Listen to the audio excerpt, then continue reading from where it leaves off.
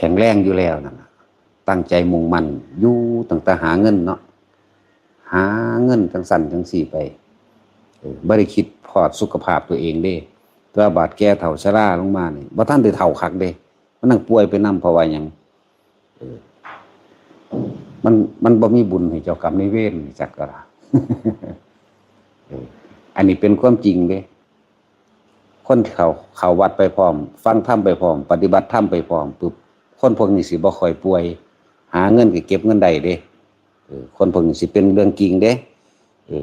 แต่ว่าคนบางพวกคือบ่เข้าวัดบ่ได้ฟังธรรมอีหยังเลยนี่สิตั้งใจหาแต่เงินอย่างเดียว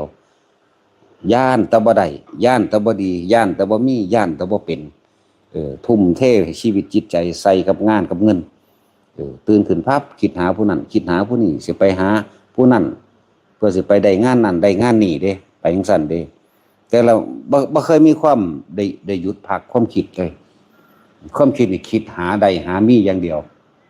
หาให้มันได้เงินนั่นแหละบ่ได้สนเรื่องสุขภาพนี่บ่ได้สน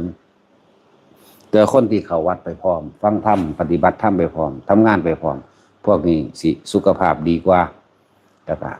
เงินที่เก็บมาได้ก็พอได้ใช้จนถึงบาดเฒ่าได้จริงๆเลยเฒ่าจริงๆแต่พวกซ้ำนึงนี่40กว่าขึ้นไปหา50สิเอาเงินที่ไปหานั่นแหละมารักษาสุขภาพตัวเองเข้าใจบ่ล่ะมันสิเป็นสันอีหลีเด้ส่วนคนเข้าวัดฟังธรรมทำบุญทำทานนั่นนี่เขาสิมีความสงบเขาสิมีบุญเกิดเขาสิอุทิศบุญเป็นพร้อมอุทิศบุญให้เจ้ากรรมนายเวรให้ญาติทั้งหลายผู้ล่วงลับก็แล้วแต่หรือเทวดาหรือยังก็แล้วแต่นี่ตัวนี้ตั้งหากตัวที่พวกเชื้อโรคในกายมันมาจากไสกันมาจากกรรมเก่านั่นแหละขันธ์5นี่เป็นตัวรองรับเป็นภาชนะรองรับกรรมเก่าทั้งเบิดที่เฮาเฮ็ดไว้เด้อย่าลืมว่าตอนที่มันบ่ป่วยนี่